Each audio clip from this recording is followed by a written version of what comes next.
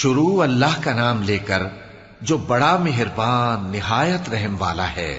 ستارے کی قسم جب غائب ہونے لگے کہ تمہارے رفیق یعنی ہمارے نبی نہ رستہ بھولے ہیں نہ بھٹکے ہیں اور نہ یہ خواہش نفس سے کچھ بولتے ہیں۔ یہ قرآن تو ایک وحی ہے جو ان کی طرف بھیجی جاتی ہے، ان کو نہایت قوت والے نے سکھایا یعنی جبرائیل نے جو طاقتور ہیں۔ پھر وہ پوری طرح بیٹھے جبکہ وہ آسمان کے اونچے کنارے پر تھے، پھر وہ قریب ہوئے، پھر مزید نیچے آ گئے تو وہ 2 کمان کے فاصلے پر ہو گئے یا اس سے بھی کم۔ پھر اللہ نے اپنے بندے کی طرف جو حکم بھیجا سو بھیجا۔ جو کچھ انہوں نے دیکھا ان کے دل نے اس کو جھوٹ نہ جانا۔ کیا جو کچھ وہ دیکھتے ہیں تم اس میں ان سے جھگڑتے ہو؟ اور انہوں نے اس کو یعنی جبرائیل کو ایک اور بار بھی اترتے دیکھا ہے سدرۃ المنتہا کے پاس۔ اسی کے پاس ہمیشہ رہنے کی بہشت ہے، جبکہ اس بیری پر چھا رہا تھا جو چھا رہا تھا۔ ان کی آنکھ نہ تو اور طرف مائل ہوئی اور نہ حد سے آگے بڑھی۔ انہوں نے اپنے پروردگار کی قدرت کی بہت ہی بڑی بڑی نشانیاں دیکھی۔ بھلا تم لوگوں نے لات اور عزا کو دیکھا اور تیسری مورتی یعنی منات کو؟ مشرکو، کیا تمہارے لیے تو بیٹے ہوں اور اللہ کے لیے بیٹیاں؟ یہ تو بہت ہی بے انصافی کی تقسیم ہوئی۔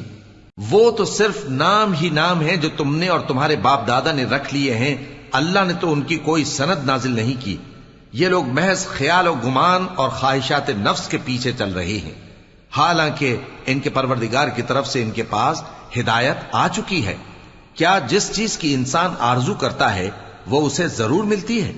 سو آخرت اور دنیا تو اللہ ہی کے ہاتھ میں ہے۔ اور آسمانوں میں بہت سے فرشتے ہیں جن کی سفارش کچھ بھی فائدہ نہیں دیتی مگر اس وقت کہ اللہ جس کے لیے چاہے اجازت بخشے اور سفارش پسند بھی کرے۔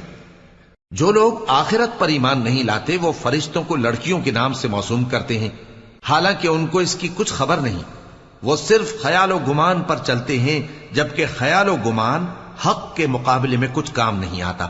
تو جو ہماری یاد سے روگردانی کرے اور صرف دنیا ہی کی زندگی کا خواہاں ہو، اس سے تم بھی منہ پھیر لو۔ ان کے علم کی یہی انتہا ہے۔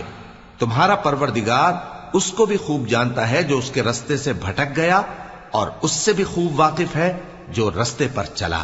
اور جو کچھ آسمانوں میں ہے اور جو کچھ زمین میں ہے سب اللہ ہی کا ہے، اور اس نے خلقت کو اس لیے پیدا کیا ہے کہ جن لوگوں نے برے کام کیے ان کو ان کے اعمال کا بدلہ دے، اور جنہوں نے نیکیاں کی ان کو نیک بدلہ دے۔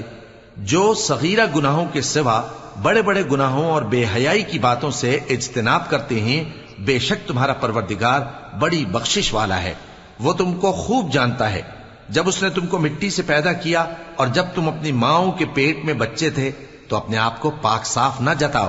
جو پرہیزگار ہے وہ اس سے خوب واقف ہے۔ بھلا تم نے اس شخص کو دیکھا جس نے منہ پھیر لیا اور تھوڑا سا دیا پھر ہاتھ روک لیا؟ کیا اس کے پاس غیب کا علم ہے کہ وہ اسے دیکھ رہا ہے؟ کیا جو باتیں موسیٰ کے صحیفوں میں ہیں ان کی اس کو خبر نہیں پہنچی؟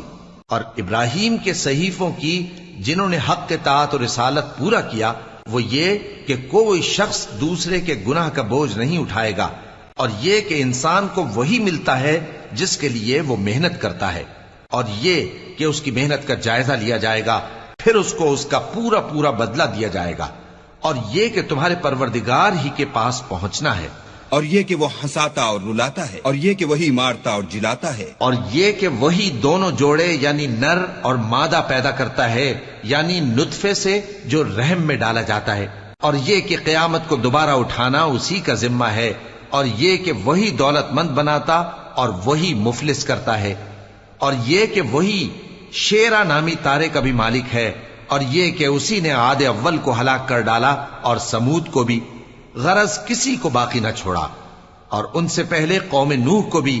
کچھ شک نہیں کہ وہ لوگ بڑے ہی ظالم اور بڑے ہی سرکش تھے، اور اسی نے الٹی ہوئی بستیوں کو دے پٹکا، پھر ان پر جو چیز چھا گئی سو چھا گئی۔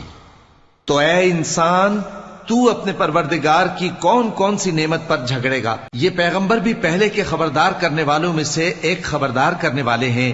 آنے والی یعنی قیامت قریب آ پہنچی، اس دن کی تکلیفوں کو اللہ کے سوا کوئی دور نہیں کر سکے گا۔